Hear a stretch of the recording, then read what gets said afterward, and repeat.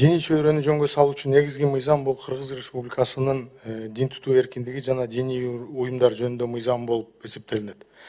Бирок күчүндөгү мыйзам учурдун талаптарына жооп бербей жана бул мыйзам менен жөнгө салынбай калган көптөгөн маселелер бүгүнкү күндө ачык калып, диний саясаттын эффектүүдүү жүрүшүнө тоскоолдуктар жаратууда. Атап кетсек, диний адабияттарды Кыргыз Республикасынын аймагына киргизүү маселеси каралган эмес. Дин таануу экспертизасын жүргүзүү тартиби аныкталган эмес. Диний объектилерди куруу маселеси, то есть башаламан курулуусу, диний билим берүү тармагын иретке келтирүү маселеси, чет өлкөгө диний билим алуу максатында чыгуу процедурасы, андан сырткары ар кандай диний топтор тарабынан көзөмөлсүз үймөй кыдырылып, салттуу эмес диний баалуулуктардын таңуулоо маселеси. Ушулар аталган проблемалардан улам диний чөйрөдөгү мамлекеттик саясатты жана өлкөдө диний кырдаалды мындан ары туура алып барууда мыйзамдар алардын негизин түзгөндүктөн диний чөйрөдөгү мыйзамдарга өзгөртүү киргизүү учурдун актуалдуу проблемасы болуп турат. Өзүңүздөргө белгилүү болгондой, Кыргыз Республикасы эгемендүүлүк алгандан тартып эле жарандарыбыз сыртка чет өлкөлөргө чыгып диний билим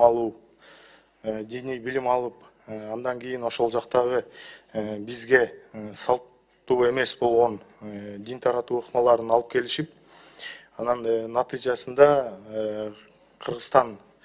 Кыргызстанда диний коом топ-топко бөлүнүп, анан аягында уже биздин ислам багытын алып кетсек, ошол эле негизги орган болгон муфтиятты дагы уже тоготпой, ар кандай менчиктештирүү маселелери, анан ошол эле учурда жана эмдөөлөрдөн баш тартуу, же болбосо жалпы билим алуу маселелеринен баш тарткандардын сандары дагы көбөйүп бараткан учурдабыз.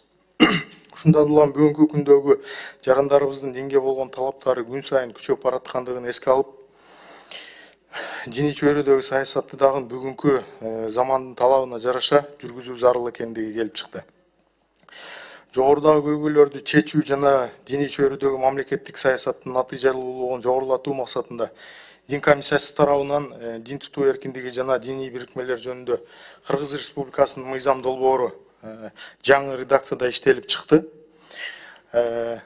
Мыйзам долбоору 30 августтан 29 сентябрга чейин коомдук талкууда турду.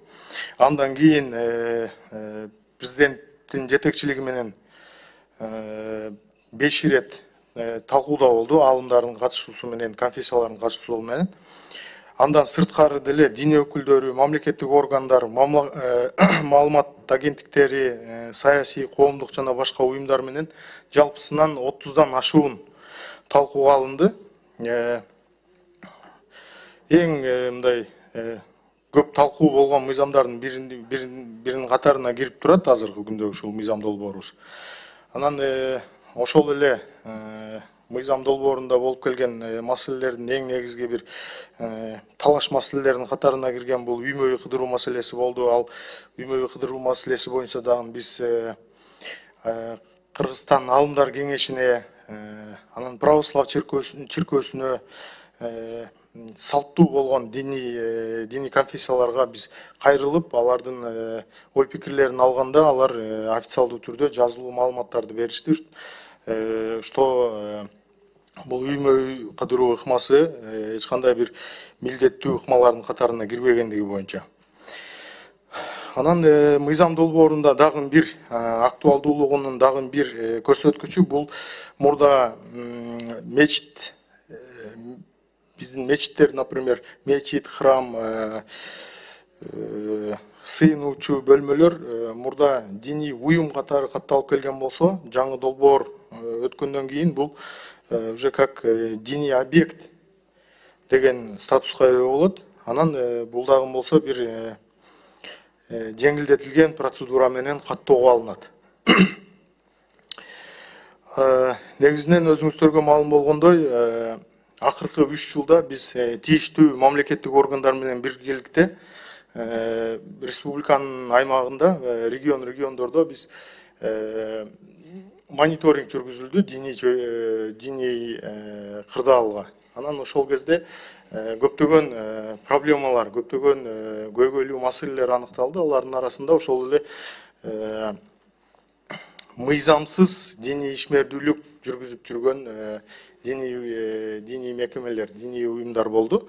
Алардын тактап айтканда, например, 1000ден ашуун мечит, медреселердин мыйзамды бузуп, же болбосо мыйзамсыз ишмердүүлүк алып баргандыктары аныкталып, алардын азыркы күндө 800дөн ашуусу каттоого алынып, но ошол эле учурда 120дай мечитибиз азыркы күндө таптакыр каттоого мүмкүн эмес деген статуста болуп турат.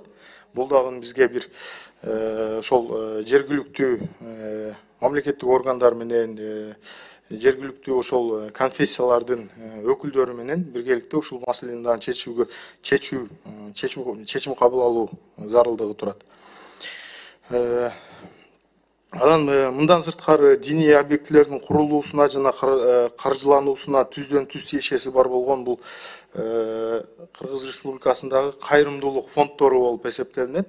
Кайрымдуулук фонддору дагы мурдагы күчүндөгү мыйзамда кайрымдуулук фонддорунун ишмердүүлүгү как диний ишмердүүлүк катары кабыл алынбай калган болчу.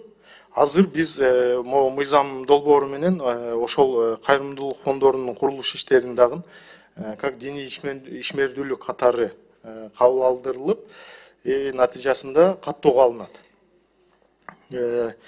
Андан сырткары эң негизгиси жаңы мыйзам долбоору Кыргыз Республикасынын Конституциясында бекитилген дин эркиндигин жана светтик принципин камсыз кылууга, диний чөйрөдөгү бөлүнүп жарылуунун алдын алууга, диндер аралык мамилени жакшыртууга жана мамлекеттин туруктуу өнүгүүсүн камсыздоого, ошону менен бирге динди саясатташтырбоого багытталып, жогоруда көрсөтүлгөн маселелерди камтыган мыйзам болуп эсептелинет.